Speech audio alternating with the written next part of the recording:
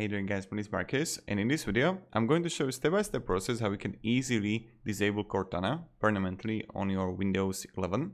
So what you want to do is when you're going to be in Windows 11, you want to go, let me show you.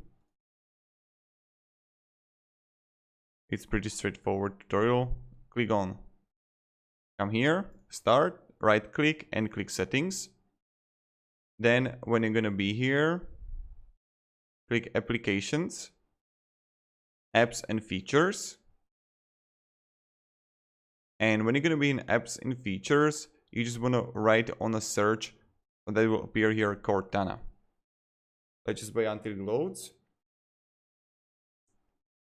And it's loading for a little bit while now. Okay, search apps, Cortana. Yes. And when you have it, you want to click on the three dots, advanced options. And you're gonna like scroll down below and turn it off. And then what you want to do is go to Task Manager. Let me show you.